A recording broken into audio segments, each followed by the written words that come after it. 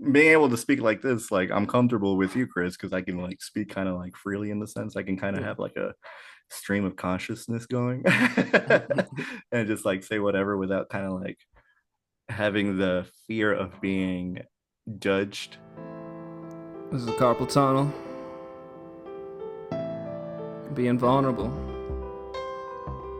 Should get a little vulnerable in me today? I'm gonna be a little vulnerable for you. Hello, everyone. Welcome to season 3 of Being Vulnerable. It's been a while, been a busy man. I got a special guest for y'all today for episode 1, Franklin. I'm gonna have him introduce himself in a second. I got a good season for y'all this year, and it starts out with the homie Franklin. So, Franklin, introduce yourself. What's up? Thank you so much, Chris. Thank you so much, Carpool Tonal, for having me on your first episode of the new season for being vulnerable. Feels exciting. I feel honored, honestly, because I get to help you start again. I feel that way too. I was on Demo Nation's first episode for theirs, and I felt honored too because I was like, oh, I feel so cool, kind of like being like, all right, like I feel like the door opener almost. Like, hey, I'm the first level. Once you get past me, it's all good. But yeah, I'm Franklin XMC. I'm a musician. I'm a YouTuber. I'm a writer. I'm a bunch of things. I'm a bunch of creative things. And I do think of myself as an artist, but yeah, Yeah. that's pretty much it. I'm just excited to be here. It's funny you brought up Demolition too, because my I was on the third episode of Demolition in their first season, and that's what kind of created the show actually was I was just like I was like I gotta be open and vulnerable, and I just was as much vulnerable as I could be. I really talked about my grunge musical with them and really talked about like my mental health struggles with it and all that. And it really gave me a strength to actually be able to speak out to the open internet because I'm Mhm. just talking to two friends. Oh, I can actually express myself on a virtual platform. It really started the show. Like this show wouldn't be what it is if it wasn't for Demo Nation, because what they're doing is magical in a way. It is For real. Oh, yeah, yeah. check them out. Yeah, they review independent musicians and they give people like us a chance to, speak. Um, like they literally like it was like 2 weeks ago they got me on I, last minute to be a co-host, and I got to interview on their 1 year anniversary Glory Fell, which was like With Glorifel, yeah, that that that that was such an honor for me. that's so cool. I love them Yeah. too, dude. They're so cool. I love their new album. So Franklin, we know a little about who you are, but what what has brought you to be, a musician? Like where A did musician. what makes Franklin Franklin? Franklin XMC is that Franklin what you XMC. is that your like stage name, your So yeah, that's pretty much my artist name. artist name? Maybe I'll change it. Maybe I'll keep it. It is pretty much, just to be honest, my initials. It's my full name is I'm not gonna say my full name. My first and last name is like Franklin Munoz. So there's the M in that, but like for the most part, it's just my initials. And I just like the way it sounded, I figured I'd keep it that way. But for the most part, like being a musician, when I grew up, I was always in choir. I was always a singer. So pretty much from like what did I say, like fifth grade. I remember fifth grade. I remember playing the recorder in fifth grade and then like getting all of the strings for the recorder. And then my choir teacher at the time was like, "Hey, we're doing a school musical for like it was a Christmas musical. That's what it was. And we had to do the nativity scene where like Joseph and like Mary and like Yeah. they were finding a place to stay so they could birth a Jesus. But I was a part of that. I was a part of that little musical, whatever that was. And ever since then, I was just in choir, and my musical interest kind of spawned from there. I kind of like took a break a little bit after I graduated. I was trying to figure out what I wanted to do, but music was kind of always just like there. Like it was the one thing like you could just go back to, just like no matter what. And so when was it, like maybe like 5 years ago? I figured, you know what, I'm gonna like try real hard to like learn my instrument, right? And I chose the piano. And I'm like, okay, like I know I have some kind of like musical knowledge because I've been in choir, and I do give a lot of thanks to my teachers for public school, like teaching and stuff. Like we fortunately had a amazing fine arts program. And I had like great teachers, not only like in high school, but like in middle school and in elementary school.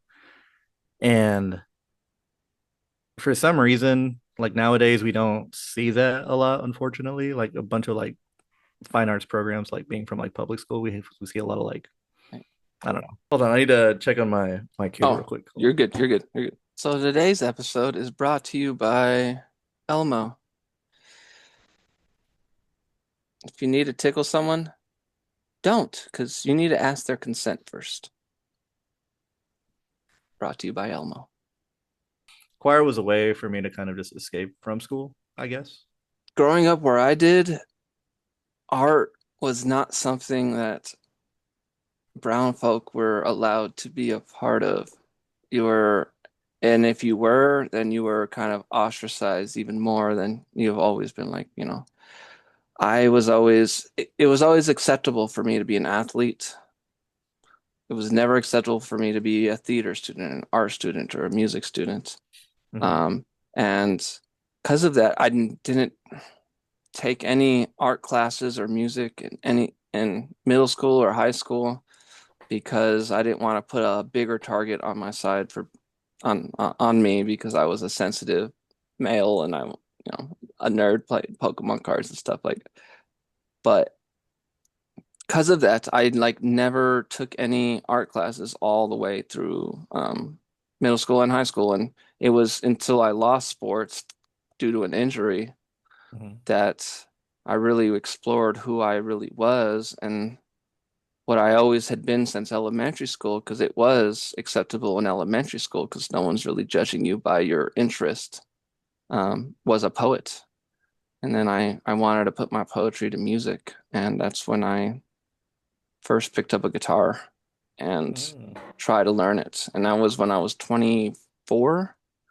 Um, so it was like that long.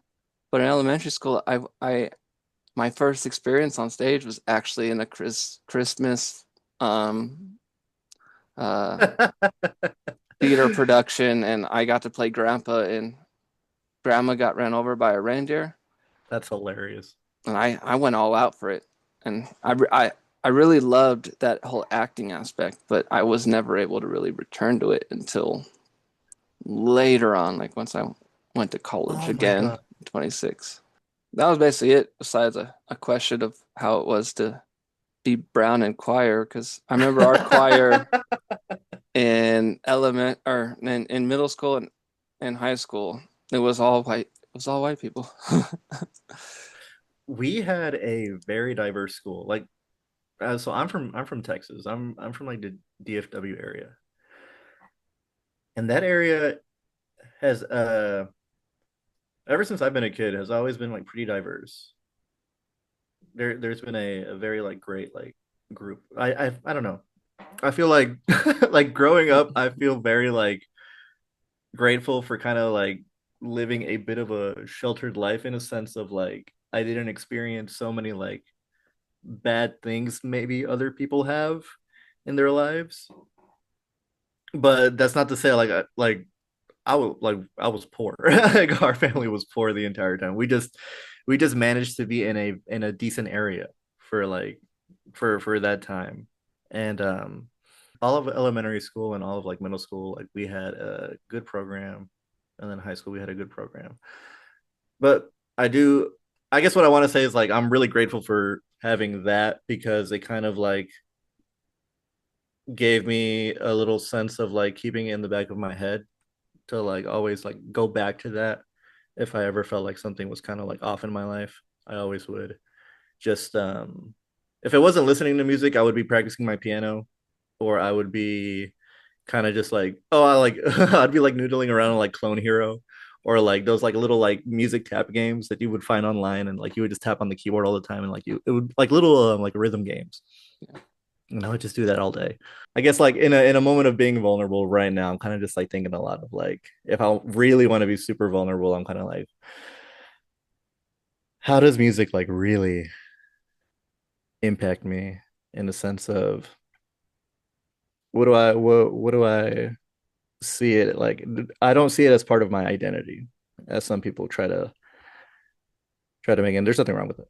I'm not saying there's anything wrong with it, but I mean, with me is we would the only thing that was like even my brothers accepted because they were rappers. Like that was the only mm-hmm, type of music that I could actually be accepted to listen to and stuff was rap music, and my brothers were the same way. Even though they listened to grunge music and rock music, and they would kind of be more supportive for me to listen to that stuff. But when I ever listened to, Casey and JoJo and Keith Sweat were like artists right. that I would listen to. Like when I was a kid, I'd get picked on by my brothers, like, oh, you got to listen to something harder or else you're going to be picked on. They're always trying to like make me someone that was not bullied. Right. Um, and so I had to like really hide a lot of the things. But what we would do all the time and started in middle school was Guitar Hero, which led to Rock Band. And then if it wasn't for, I mean, if it wasn't for that time I picked up Guitar Hero and played it and then went to Rock Band, I would have not been able to pick up a guitar and play it. Um, because that like I was like expert plus on fast mode on Rock Band on guitar, Mm-hmm. and I was like actually like on the leaderboards at the top in the world and in these No way. songs. Oh, dude. And then got to a point where I was like, I should just pick up an actual guitar. But it Yeah. took me that the thought till I was like 24 because it was like been playing this for so long. But it was a way for us to really, um, without the world seeing, actually play the music that we wanted to listen to and that wanted to play. Because my brother started, Sweat Records, Smoke Weed Everyday Records, and they were like specifically rap and doing, gangster rap.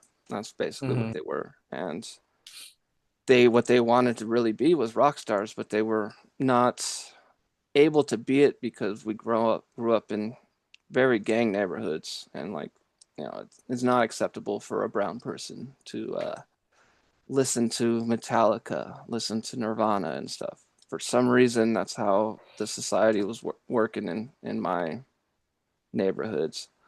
And once I was able to actually kind of defeat that type of social stigmatism, Mm-hmm. it really changed my life because then I was able to really connect to actual songs and stuff that were actually about mental health and like Mm-hmm. about all these struggles that I was actually going through about Mm-hmm. being outcasted and being lonely and being someone who is picked on because of their interest. Yeah. Like my interest Pokemon, and we just talked about Nuzlocke and stuff. Original Charizard or Charmander right there.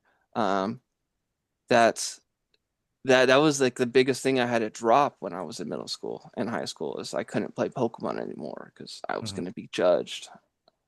Because as a brown person, you're not allowed to be a nerd, or you're bullied. Or you're bullied. No, dude, none of that stuff makes any sense. In my head. In my head. It's kind of It, well, it doesn't make sense to it me doesn't either. like it just I feel like I have been fortunate enough to maybe not be judged so much on my interests. Maybe I guess I haven't been underground enough, or maybe I've just been too mainstream. Who knows? Maybe I've been too safe with my choices. But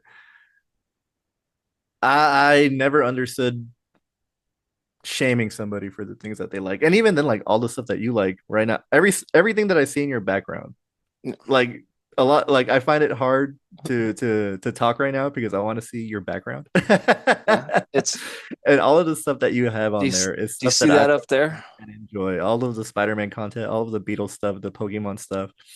All Do you see that up there? That's a Prince worn glove and a Prince tambourine that he played during this Purple Rain tour. Next to holy it is the crap. stage passes that my mom, who was a roadie, she this is all stuff That's that she insane. got during the Purple Rain tour. But Better I edit this part out. I I actually was never allowed to like Prince or the No Beatles. way. Yes, because that is it's too feminine, it's too white.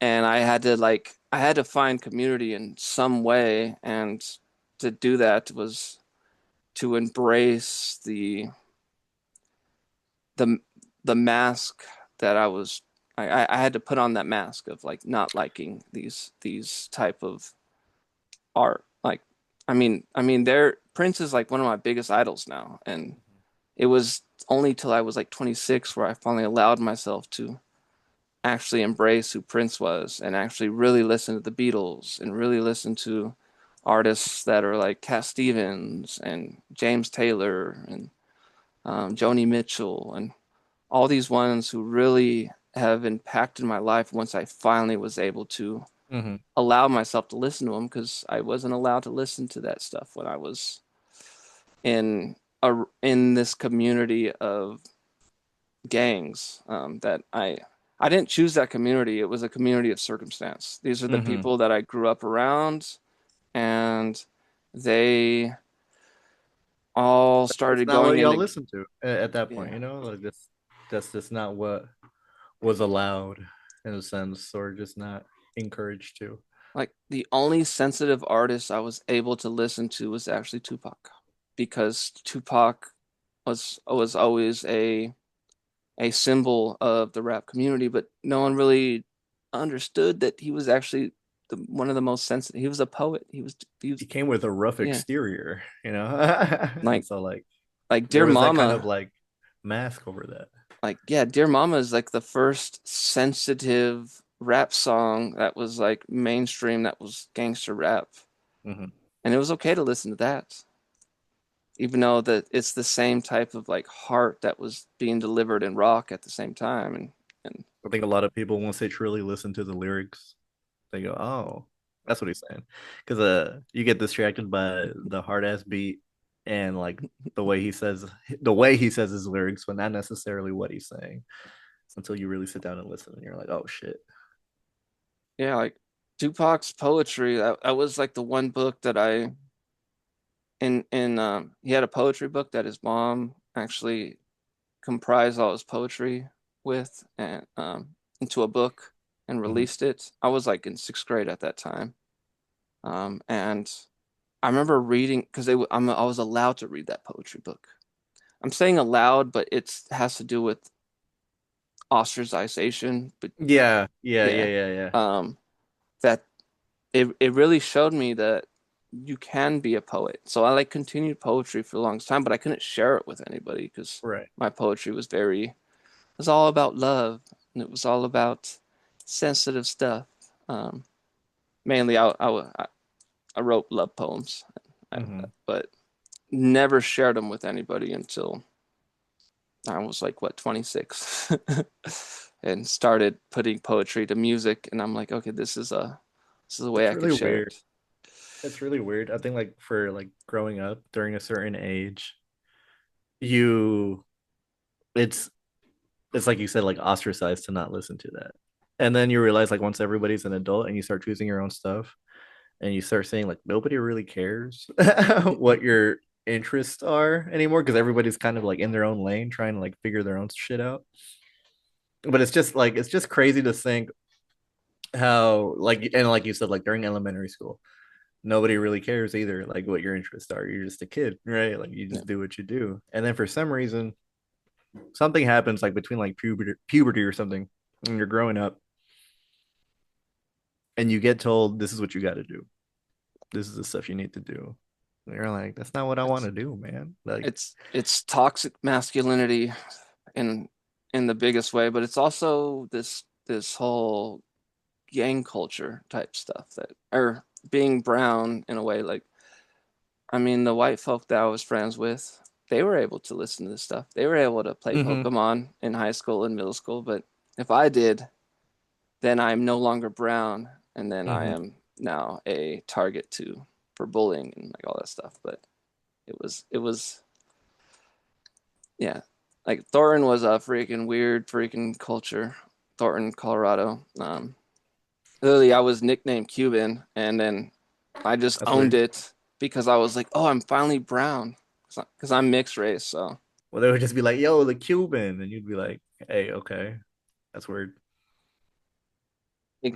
acknowledged as brown. I could finally be have a community and culture. Well, I'm glad you are who you are now, Chris. And I'm glad you're able to be who you want to be right now. I don't. Yeah, it took a lot of self-exploration and just realizing that all of that was wrong. Because at that time, I could not really understand that. I thought I was wrong for loving Pokemon and loving Casey and JoJo and Key Sweat and writing love Right. poems They would when, say some stuff like, hey, that's kid stuff, or they would or like say that's that feminine, like, like yeah, that's girl stuff. And you'd be like, they'd call me a girl or they'd call me gay. And then at that time, I thought that was an insult. But now I'm like, that's if you call me that, that's a strength. That like the women and the LGBT community are like the strongest because they're truly comfortable with who they are. And why aren't you? and That's simply it. it really was like why all my best friends were actually girls or the LGBTQ community because they accepted me for me. But Mm-hmm. I couldn't accept myself because of how my community of circumstance didn't accept it. So you never experienced any of that when you were in choir or anything like that? It I feel like I'm in a pocket universe sometimes, dude. I feel like I'm in some sort of like it just feels weird because it's especially in Texas, man. Like specifically Arlington, Texas was just such a diverse little town of like different ethnicities and different nationalities that like I don't know, like for some reason like everybody like I don't want to say for some reason too because it feels so weird, but like everybody just got along, at least in my experience, right? And so it feels like so weird, like being 29 and seeing the bullshit that goes on in the world, and like I just feels like sometimes so like naive, even though I'm my age a little bit. I'm just like, damn, dude. The only trouble I have with is money. Like I can't. So I'm barely able to make my rent. I'm barely able to pay any of my bills. And like right now I'm unemployed. Like just to be completely honest, like I haven't had a job for like a few months, and te- it's tough. It's pretty technic tough. Like trying to look technically for you have a something. job, it's just not gonna get paid for till October. Still don't have any money, Chris. I no, I understand. I'm so Thornton is known as the like one of the poorest parts of Denver.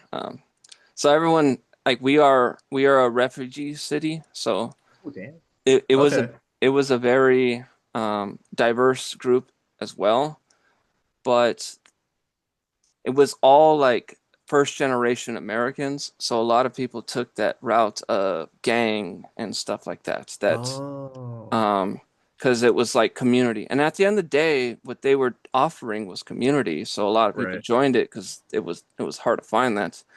But we were like we were at the red line district where we also had rich people that were going to the school.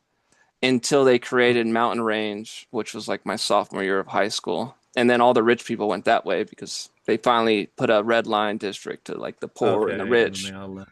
And then our school, everything suffered, like when it came down to sports, when it came down Yeah, to art, all the all money that stuff. left. Yeah, dude. All the money left, and then we were just all now just we were just the first generation, or a lot of people were also um, undocumented. Also, it like it was like a weird suburb of Denver that was just very poor. We were all very poor. Hmm. Um, but so money was something that none of us had. So it was something that like we were never good with money when it came down to once we finally got a Yeah. little bit of money, it was like, oh, drugs and alcohol. Or just like spend it on the other bills that you got to do, dude. Like at this point, like if you like, as soon as you spend it on everything that you had, then you spent it on stuff that like partying or like just like stuff that you want to like relax, escapism, some kind of like Yeah. because you've been working hard to get this money, man. And I just want a little treat before I got to go back to work. But then you don't have any more of your money, and you're like, Yeah. oh god, dude. Crazy thing is I'm in $140,000 worth of debt from college. I think I Um, have damn 144,000. I have like I'm currently like at 40K. I'm like I didn't finish college. I dropped out of college because I couldn't afford it. My interest, not my interest, my loans didn't cover after 3 years. And plus I was doing horribly. I was dealing with like a lot of anxiety and depression at the time. And so I just was not focusing in my classes like at all. So I dropped out. no, But yeah, I owe like 20K for school, and then I owe like another like 10 in like credit and stuff like that. Because like sometimes you just need stuff to like get by and stuff, but it's so tough out here. I was always one that was like, I'm gonna make it out of the ghetto. I'm gonna be the one. And so I sports is my jam. I actually went out of fresh or out of college or out of high school. As a 17-year-old, I played college football for Mesa State. Um, Oh shit. my birthday was like right on that line where I think the line was like October or November, and my birthday's in September. So like I was like 17 in college playing football with these people that were like 24 giant big Full grown people, men. full grown cornbread fed people. And Already worked out during the off season with big ass muscles and shit. And you're like, ah, fuck. and then an injury got me, Ah, uh, damn. tore my shoulder, and then my parents used what the money they could to fix my shoulder with surgery, and then I went back trying to sports, and then I made it on a college basketball team, and I was playing college basketball. I actually have college basketball credits for in college, and um, then I retore my shoulder, Oh and no. but all through all of that, my academics were like horrible. Like because the having ADD, I was not the greatest. I couldn't focus in school and shit. And once I lost sports, I lost drive, and that's when I completely kind of cut out from college and Mhm. was just yeah. I coped with drugs and alcohol, heavy drugs, hard drugs. And then once I was at a point where it was like rock bottom, I was finally able to like pull myself out of it through music and trying like picking up that guitar for that first time. I was like 24 and trying to teach myself guitar, and then I got a new understanding for learning and like Yeah. um I can actually do something other than sports. Hmm. And I enrolled into a community college and ended up graduating with a recording arts degree, associates. And I got a 4.0. Like I was like, Oh because I was wow. so invested into music, and I was just like, I was able to pull myself back out of that, and then I was like one of the top 50 in Colorado, like people want you to go to their universities, um, which led me to CU Denver, where I ended up spending 6 years there, all on financial aid, all on financial aid. That's why That's I'm so cool much in though. debt, though, is that it was my one way to make it out of poverty, and Hmm. honestly, at the end of the day, I look at all the people from my high school and no one has really made it out. I mean, some people went to college and now they're just, like IT people or something, but I'm the only one that kept dreaming. And Hmm. now where I'm at, on the verge of being one of the only names that anyone can ever know came out of Thornton High School. And yeah, like, can't wait for that day I get to go back and just talk to the students and be like, Yeah. there's a chance. Just you have to break the chains that this You gotta really community believe in and yourself for real. yeah, and believe in yourself and and know that there is possibility. And Hmm. being that role model for future generations is I mean, it's the reason I was an RA at my last 2 years. It was the only way I was able to continue college is if I got this RA position because it was the only way I could live on campus. So my family lived in Colorado Springs, and it was the only way for me to get that last bit of financial aid money, which because I ran out of financial aid. It was my sophomore. I was a sophomore in college. It was like the end of that year. So I had been in college over, so I did four. So I had been in college 7 years and ran out of financial aid. So the only thing I could do was get grants. And the only way to Mm. get grants where I was at was to work for the school. Hmm. And so I got that RA job and I got it just because I was just like so passionate about mentoring the youth. And if I didn't get the RA job, I would have never got my bachelor's in film and television because I didn't have the money to pay for it. Self-doubt is a good conversation to have. Hmm. Yeah, I experienced that a lot, almost on the daily. I would say for sure. Self-doubt, a lot of like overthinking for sure. I don't know, like I guess I guess it's funny to say whenever I get how do I say like my personality can be pretty erratic when it comes to like being on a camera. I have like this need to like want to perform a little bit Yeah. and just kind of just like you go be a little chaotic.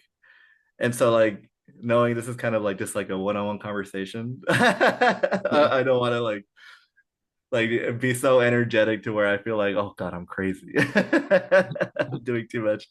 But I say that because when I'm not on the camera or I'm not streaming, I'm just very like laid back and just very quiet and just very like at home. I really enjoy my like solitude Yeah. per se. I don't go out a lot. I don't um I don't partake in a lot of like big crazy like where there's like a lot of people. Yeah. Big crowded events. I don't participate in that a lot. I get a lot of anxiety in being that. I feel like I'm very like overly aware of my surroundings. I'm like looking way too much at like what's going on around me to kind of like really like take in the moment sometimes. And like Yeah. that can like bring up a lot of like anxious feelings or kind of like dissociated like kind of just like experiences where I'm just like, oh God, like what's happening and what am I doing here? And like I want to go home and I'm thirsty and like my stomach hurts. And just all these Um, overwhelming thoughts sometimes.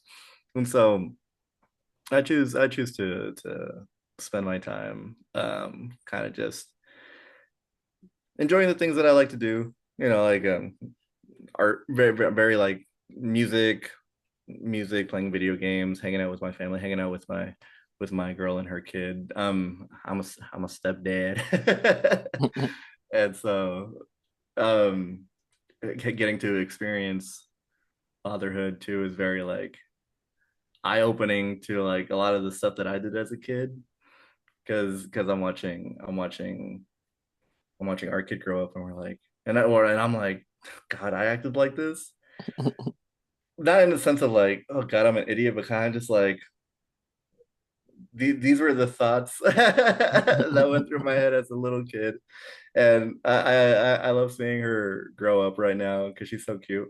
She's turning 8. Her name is Layla, and she's turning 8 in September, and she's about to go into second grade. Her school's about to start on Tuesday for her. She's about to go into the second grade, so we're very excited and nervous at the same time because it's a whole new school year and it's a whole new like getting to like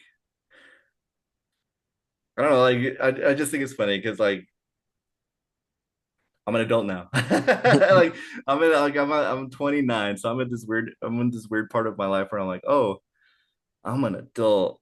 I gotta I gotta do stuff, and I still feel like a kid, like in so many aspects of myself and my personality. I feel like I'm like 19 or like 20 sometimes, where I'm like still having like these like wondrous like, oh, I can do this and this, and I'm sometimes forgetting about like the adult things that I have to do. Not forgetting, but kind of just like not forgetting, but kind of just being like, oh, I gotta do this too. And like like even like just like thinking about it now, I'm like, oh man, in a little bit I gotta get her ready for bed and I gotta do all this other stuff. Like I gotta go pick up my girl from work after this too, and then we're gonna have dinner. And so like just like all these adult things. I, Well, at the same time wanting to do like the things you wanted to do as a kid. I think like all those things that I've always wanted to play like piano and like be in a band, and like I'm in a band right now and like doing a bunch of things, and like once I'm like talking I'm just like, oh my God, like I'm just having like an excited like conversation. Being like, whoa, this is great. I'm just happy experiencing life. it's I don't know. something. Just to end that sentence, just that erratic, chaotic thought that I just had. I mean, it's something that it's also great is sharing happy on the show. So I don't know that Yeah. there's a lot of tears shown on the show, but I actually have the experience too where I still feel like I am a teenager. I know I still want to play Pokemon. I still want to just be a kid, but I the adult life is something that is like, oh, I'm not quite ready for. I I mean, I found out that because I actually just got put on the spectrum, but that yeah, my introvertedness too, which everything you just explained is like that introverted like social anxiety when you're in a crowd or going out and stuff. I would put on a mask just to go out with my uh-huh. friends because it was like that's how I got community and was accepted, but Yeah. I never liked it. I just go there to try to keep friends, but Yeah, just like kind of just like to I don't know, it almost felt like to like show that you exist in a sense of like, hey, I'm here, like too, but kind of just also like I really do want to just go home and like do the stuff that I like. Or like if it almost feels weird too, because you know there are people that enjoy the stuff that you do too. It just took until like getting older to like find those people as well sometimes. You're like, oh hey, like we're all out here. We're just a little bit introverted. We yeah, all like it's to be in our little worlds and like yeah, just like going out and like meeting people. I don't know, like it feels weird. When I was a kid, I was a lot more timid. For sure, I was a lot more shy and a lot more like reserved. I kind of like I didn't keep to myself in a sense, but kind of just like I wasn't I did not like to draw attention to myself like at all. Like at all. Like I would just focus on my studies and go home, go to school and go home was like pretty much what I would do and like just hang out with like the few friends that I had, but I wouldn't think about like, oh, I can't wait to go to homecoming. Oh, I can't wait to go to prom. I wouldn't have any of those thoughts. Any of those like social events gave me so much anxiety and like I would try to avoid it so much. My friends would be like, "Are you going to to the dance, and I'm like, yeah. Yeah, I guess this is what we have to do, right? my thought was always like, fuck, I gotta go to prom. No, dude, I actively try to avoid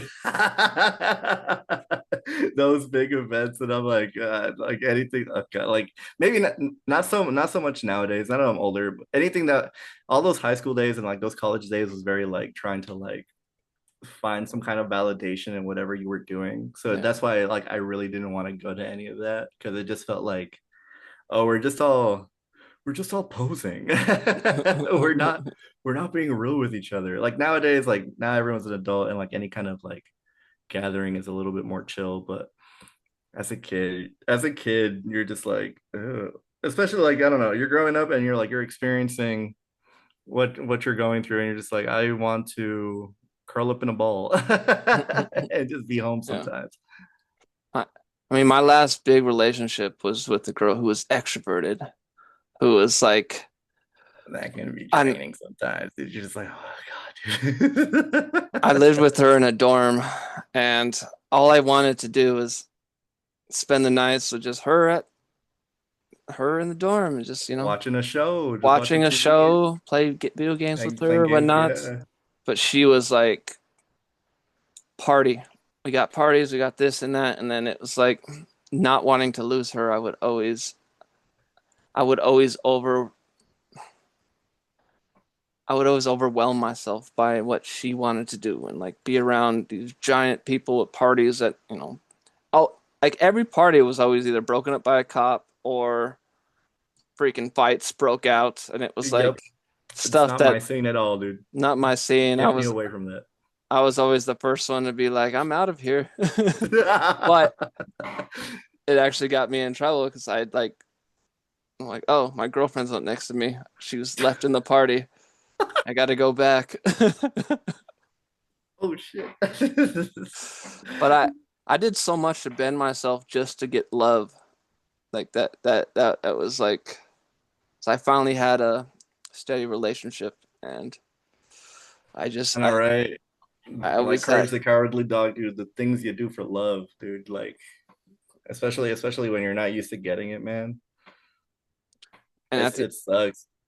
at the end of the day, she started cheating on me with one of my best friends because he was someone who was all for going out and all that stuff when I wasn't. So she'd be like, "Oh, I'm gonna go hang out with my parents." She'd be really going with him to go to a Oh party wow. and stuff. Because Whatever. I'd just be there at the Goodbye, whoever dorm, you like, are. "I'm keeping your pillow warm." No, Chris, no. Well, for that be. I mean, For that I'm be. way better without her because yeah, For sure, dude. that was a lot to handle.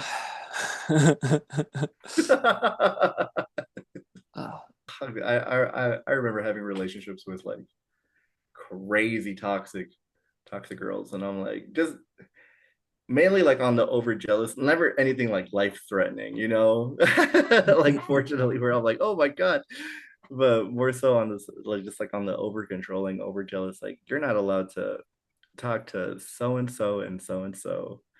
I remember in high school being in a relationship and then being like told, hey, you're not allowed to talk to so and so, and then being older being like, man, like the stuff you do like when you're in college or in high school, just to like be in like in a relationship that isn't even a relationship is insane. yeah, and that was one of the reasons why I would always go with her is because that I'd have some extra jealousy. Like if I don't go with you, you're gonna. Yeah. I I I guess it was a lot of trust things that from my past. It's like Mm-hmm. I have to go with you, so I know that you're not grinding on some man at the club or For me, it's like if all I this ever have stuff. those feelings, maybe this relationship isn't working out, man. Like that's what I've grown to do. Like if I'm over sitting with jealous thoughts, maybe it's best I just say single, dude. I mean, with me, it was more of like, oh, I felt like she was like a precious gift that I I cannot lose like someone that like she is gifting me with her love rather than that aspect. Like there was a lot of self-esteem issues that I dealt with. That it's like I am lucky to be with her when she was actually the one lucky to be with me. And it took That's me a long true. time to really understand that. There's like times where like a Saturday when we didn't have class and she wouldn't get out of bed and I'd just do everything for her. You want your toothbrush with toothpaste? Here, I'll put the toothpaste on your toothbrush and here, spit in this the cup and I'll go dump it out. And I'd like serve her hand and feet. Is is it is that the Is, terminology? is that the term? I don't even know myself. But Yeah, no, like dude. it Looking back on it, we look at ourselves as young men and we're like, man, why did I do that? Why? yeah. Like you know you deserve better too. It's all stuff we gotta learn though. It'd be like that. And she wanted someone more assertive. I wasn't an assertive person. I'm never been Mm-hmm. an assertive person. Like but and she was an assertive person, so like we always had that kind of like me needing someone to be a little more assertive and drive me Mm-hmm. forward.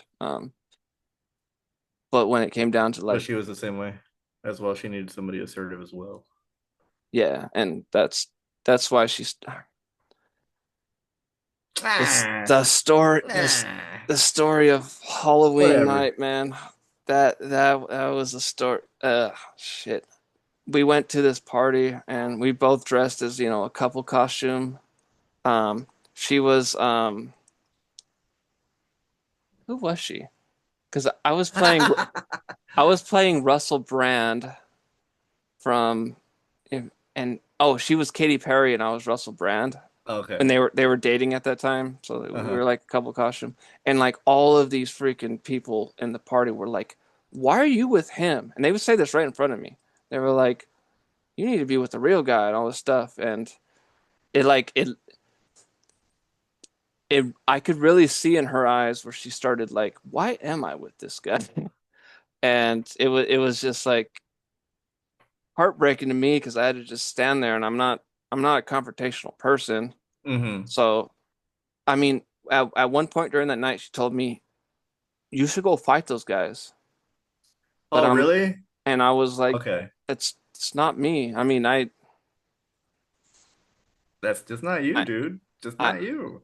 I learned martial arts at a young or not young age. I mean, I was like 17. Like that was one of the things I took. I took Muay Thai classes, but it was just for self-defense Yeah. because I am someone who is a target for bigger people to be like, he's an easy target. I want to fight them. And so I can handle myself when someone tries to bully me and tries to fight me, because I pull out my Muay Thai and knee them in the face, elbow them freaking in the gut. I got my moves, but I never use them because it's not. I don't want to hurt anybody. I'm never someone Yeah. like I don't hurt people. I don't like yeah, and at least I don't try to. Sometimes my emotions can hurt people, but I'm not trying to hurt people, you know. But the fact that she was like, you should fight those dudes is a very bad thing to do to your partner, dude. And Like that's not cool at all to force to make your partner commit acts of violence for your love is a very negative thing. that's kind of how she said it too. It was like If you love me, you'll do this, like BS. or like I won't love you anymore if you don't go Oh show my god, dude. assertiveness. Like if you don't fight them, I'm gonna look down upon you like you are weak. Okay. Okay. Yeah, it That's was just how I like feel. I'm just imagining myself in a situation like that and just being like, oh, okay, that's how you feel. Okay, well, I'm leaving. I'm not paying the bill. You can pay it yourself. and she was my only ride Yeah. home too, so it was like, oh no,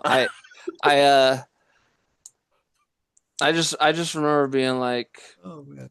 being like, this is who I am. I can't. And it was like one of the first times I stood up for myself in front of her. And then she really looked at me as weak. And then she went back into the party, and then I'd lost her for like 3 hours. And then she finally came back, and it was like, ready to go home type stuff. Yeah. It didn't help that I lived in the same dorm as her. So like it was like, It fucking sucks as men that we can't cry, dude. It really does suck. And it really does suck that crying will make you like, look weak when, as you're just feeling what you feel, man. And I'm not speaking out of my ass sometimes when I say what I'm saying, but I'm like, dude, like, like were you to say I'm not a man just because I cry? Like, what do you know? You haven't experienced my life. You don't know what I feel. You don't know what I think. hmm, I know it's I'm a man. And just because I cry, like I know who I am. And I'm not gonna let you like tear me down and like, oh my God, dude. Just putting myself in your shoes in that moment just puts me in a rage sometimes. Cause I'm like, just I've experienced girls that are like that where they want you to be a certain type of man that they envision or that they've that they choose. Okay, like when it comes down to it, hey, you chose me and you want me to be a different guy, like, okay, well then go be with a different guy that you envision me so badly being. Like, go out with that guy then. That's just not who I am. I'm like you, where I'm introverted. I'm non-confrontational. I like to keep to myself, and I like to just not, just I've never been in a fight. I've never even taken like fighting classes. So like I've always just used like my own like conversation and kind of just being like, I don't know, my own personality to kind of just like defuse situations and not allow myself to kind of just be in an area where I'm looked down upon because I might act a certain way, yeah. or like not be a quote unquote like man that society or somebody sees me or sees like that I should be. Like, I don't know, like I've grown up a lot, and like within the last like few years, and I'm really like comfortable in myself and being able to be like, this is who I am, this is how I talk. And growing up, I'd be called gay, like in middle school, like just like, I don't know, just like for simply just not being the way a man would be, just being a little bit maybe just feminine, or just hanging around girls a little bit more than guys just in that moment, or just like, I don't know, getting along with girls better than most guys would. And like I would realize like a lot of it would stem from like jealousy from men wanting to hang out with those girls, and me, because I wasn't like, I guess, pursuing girls at a Yeah. young age. I was just really kind of just like in my own world. It it would make other men and other boys like kind of like, man, like, hey, like who the hell is this guy? Like, why is he getting like positive attention from women, and like, what am I doing wrong? And I'm like that, and because of that, I would get called like, I would get called gay, or I would get told that like it's all like an act or something like that. And I'm like what, like the way that I am now is the way that I was as a kid. So like, what am I doing? Like, what have I been doing that's been so off-putting to some people sometimes? And I guess it's just like, I don't have anything to like, I don't know. Like, my mask is almost like I don't know, like the way that I speak, I don't know if you can tell, is very like ADHD and erratic a little bit, because there's a lot of like different like perspectives going on in my head sometimes, especially when I'm just having a one-on-one conversation. Because you're telling me your experience, and I'm remembering myself as a kid, but also like putting myself in your shoes and kind of just like almost doing like, man, what would I do if I was like in that situation sometimes? And so sometimes in a conversation, I get lost. I get lost in thought and go like on this like crazy tangent because I'm almost at the point where I'm like, man, what are we talking about? I mean, you literally brought everything in full circle because that's what this show is about. Is about is about giving a safe space for people. It started To out with just just talk. men to I be do sensitive. I do enjoy, yeah, like I have trouble with just talking. I have to hold my I'm introverted in the sense of like I hold myself back in like my thoughts and ideas.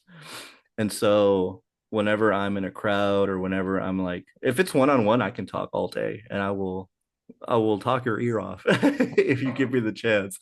But whenever there's just like a group of like more 4 to 5, I immediately shut down and put myself into kind of like a listening mode to where I kind of just want to like take in like everybody's like perspectives more so, and I don't want to interrupt or kind of like I don't know, just be overwhelming because I feel myself being a little bit overwhelming right now, just like talking, just talking a You're good, lot. man.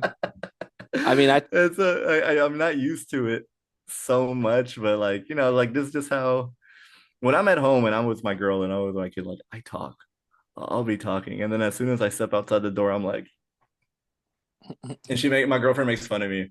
She'll be like, when you walk out, you'll go in public and you'll act so stoic and you'll have such a serious face and like you'll be like that, but then you get home and like you're such a you're such a goofy guy. And you'll just be like, just making jokes and hanging out. And I'll be like, I don't know what that is. Maybe I don't know. I don't know how to it's I'm comfortable at home. And like being able to speak like this, like I'm comfortable with you, Chris, because I can like speak kind of like freely in the sense I can kind of yeah. have like a stream of consciousness going and just like say whatever without kind of like having the fear of being judged maybe for what I'm saying or kind of like like sometimes I have the sense of like what am I even saying, like what am I honestly even saying in general, like what am I even talking about, and being able to kind of just have that flow of thought sometimes is very I want to say thank you like for like giving me the chance to kind of just like talk talk even if for like even if for a certain point like it feels like I'm just rambling Oh. because I'm that's my insecurity a little bit. Sometimes I feel like I'm rambling. I feel like an old man that just like yaps and like will yell at a cloud from The Simpsons. He's just yapping. So funny. Literally, you just like spoke words out of my heart, man. This is literally my my experience too. It feels weird like the who you see on the screen right now like when we're done with the conversation I'll just be like okay, and then I'll just get on my phone and just like kind of just like doom scroll and just like not do much but like it's being on the internet has given me a little bit more confidence being on screen. I like hearing stories of artists that like they're artists, but when so they're in front of cameras and they'll be on stage. That is the character that they are, Yeah. you know. And when the cameras are off and everything's done, they're actually very like quiet. So my experience when I first got in front of a camera, and this was like acting class in my freshman year in film school, was I was like, oh, I could finally be myself by putting like the mask that I always wear and act in front of everybody else to be social. Yeah, I could actually just be I could like that. It's not something that's I have to hide anymore. I could just be yeah, this just other be character. I can just be. I can just I could and just like even though I can be a just character in this sense, like just be. yeah, it's like I've been training this my whole life. I always wearing a mask in front of people. This is It's, what I'm born to do. like I have so much love for acting. Especially when it's like because I always felt wrong by wearing the mask in front of people. But then once I'm on a camera and acting in a scene or something, it's like, oh, I could feel right wearing Yeah, the mask that I wear. it goes away. It really just goes away. It feels Yeah. liberating, like being able to act in whatever like form it is, whether it's voice acting or acting. When I was in high school, the only acting that I've truly ever done. I'm like, oh my god, I'm bringing it back to high school again. When I was a senior in high school, I always grew up in choir, and then in our senior year, our high school had a musical, and we were doing the Music Man. And I was like, you know what? I'm gonna audition. Like, I'm gonna go for it. And all of like my classmates in choir were like, dude, you should totally audition. You'd be great. And like I had never like acted on stage, especially like for a lead role. Like I had never like been in that position. And so I remember trying out, and then immediately like the theater teacher and my choir teacher like loving it, and then bringing me back for like what's it called? Like what's it called when they bring you back? It is Callbacks. callbacks. Yeah, they they Yeah. I get brought back for callbacks, and um I auditioned with like two other guys, and then they were like, "All right, Franklin, you're gonna be the lead role," and I was like, "Oh my god!" Like for the like for the High School Musical, they were like, "Yeah," and I was like, "Oh god, this is insane." So I had to be Harold Hill for I was the lead role for my High School Musical, and even though that was like one of the only acting experiences that I have had, it was just so much fun being able to be another character. And I don't know, like it really felt like at home just a little bit, because I don't know, I haven't had like fun like that in like a long time. So like bringing it back to like us right now, it's like a really like cool experience, like being on the Forgotten with with you and everybody else, because it almost feels like um I'm doing I'm doing something that I've always dreamed about doing as a kid, and like being able to like really like maybe eventually like put some like kind of like creative ideas and like kind of like use my imagination and kind of just like what I've always like thought about like acting is like, and like getting to experience stuff like that. Yeah, like that experience of acting is some for like introverts and stuff like it. It's like it does give you this certain amount of like strength and passion for it. Like my bringing it back to high school again, I guess. I know, right? The first time someone wanted to challenge me to a fight because a weak person, they're trying to be stronger. The thing I did was I put on the role of I don't know if you watch Fresh Prince of Bel-Air. A little bit, a little bit. Well, you probably seen. I was like, you got t tweak in your neck. You act crazy, and you just say crazy things. And I literally scared this person away from fighting me because I was acting like someone who I wasn't.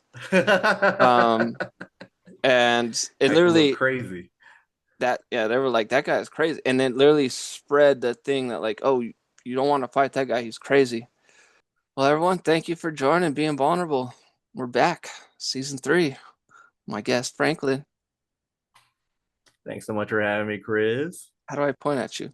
You're like that way. Where am I? Am I to your left or to your right? Am I this You're that way. Let everyone know where they find you and what's coming up for you next. So you can follow me on all my socials. You can find me at FranklinXMC on YouTube, on Instagram, on Threads with that name. Also listen or look up to Bygones Band. I know we didn't talk about the band that I'm in. Definitely look us up on SoundCloud. We're a local Fort Worth band trying to get our name out there. That's what I'll be doing whenever I do decide to go out in public. um, Definitely catch me on YouTube. I do live streams. I make music. I play video games on Twitch and on YouTube. And that's pretty much it. Anything coming up soon? Any new Anything coming up? drops? No, nothing planned. I'm more of in my like what's it called? I'm in my cryo chamber. I'm in my training moment before I release anything. Well, I will put all his links down here somewhere, wherever the thing is. Um, yeah. Thank you for being on the show, man. Really Hey, thanks appreciate for you. having me, Chris, dude. So It was a lot of fun. very fun conversation, man. A lot of therapy. A lot of Yeah, I therapy mean, being done. if we could go for hours, I really would, but Yeah. you gotta do the grown-up stuff. All right, everyone. Well, I'll see you next time on Being Vulnerable. Thank you for tuning in. And as always, love yourself. Love yourself. Bye. Bye. Being vulnerable. Did you get a little vulnerable in me today? I'm gonna be a little vulnerable for you.